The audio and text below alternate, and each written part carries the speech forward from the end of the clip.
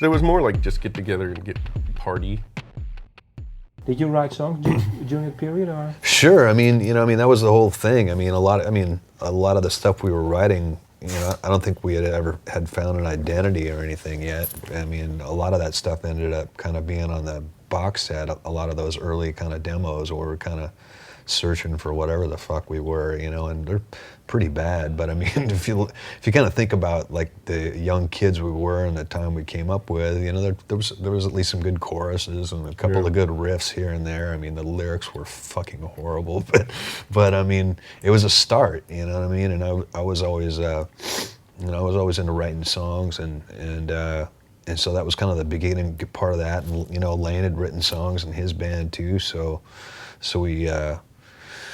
we kind of, after we had spent a little bit of time together, and not really too much time, we kind of stumbled onto a couple of tunes here and there that kind of were completely different, and they were kind of whatever we sounded like together, and we all kind of were looking for something different than what was going on. I mean, what we grew up.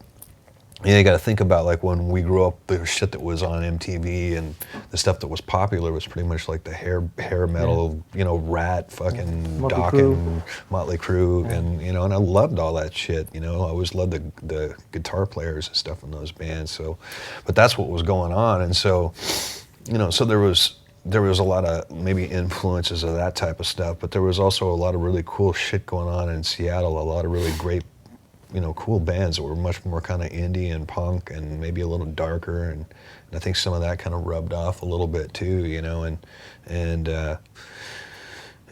we ended up kind of stumbling onto a couple of tunes that were like, okay, we all kind of looked at each other and like, wow, that's kind of maybe where we should be going, It was just kind of natural. There was a song called Chemical Addiction. Yeah, there was parts of tunes where we started. Because it was more like just get together and get party, It wasn't really serious. And then it kind of became like we'd rehearse before. We actually and it was played just a lot. Yeah, and it was just an excuse. Because we had nowhere to live, and we lived in our rehearsal place, so we had a lot of time to fucking. Yeah, play. we had nothing, and so it was kind of an excuse to keep a party going. And then as we were jamming, spent more time together, the music started evolving to where it was our own kind of thing, and then it became. We took it more serious, It was kind of like, wow, we really have something here instead of, oh, this is just a little passing phase of who cares, Yeah. And that's when it, it kind of gelled and became more serious. And What time is this? Is this because I think your first demo was released in July 1990. Is this pre-July? Oh yeah, Well, that was when the record came out. We were doing demos like in '88 and '89. 87, yeah. So 3 years demoing. Yeah.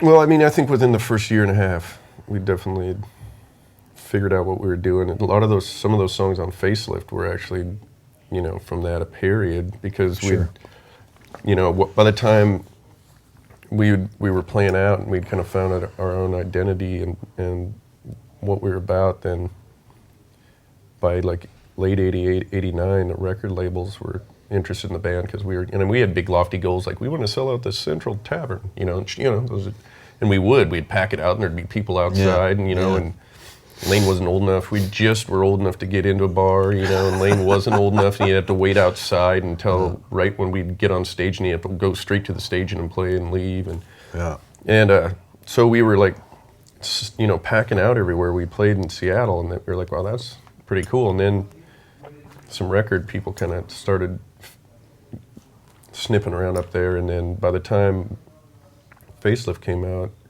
we'd been negotiating with labels for probably, from late 88, 89, and when we went to, it was CBS at the time, which turned into Sony, but that negotiation with them, to sign with them, took like 8 months. Yeah. And so that was almost a year, and that was really nail-biting. Like, it's a deal breaker, because we had good managers and great lawyers, and we were trying to retain things that you can't usually keep, like your publishing, when you're a new band and stuff, and we were fortunate to do that. But we were like, when you're young like that, you're like, fuck, let's just do this. So we, wow, we're gonna get a record deal. But we waited it out, and it ended up working out for us. But so a lot of that stuff that was on Facelift by the time that record come out, you know, they'd signed us for a lot of those songs, and we'd already had moved on from then, you know, so Yeah. that record had come out.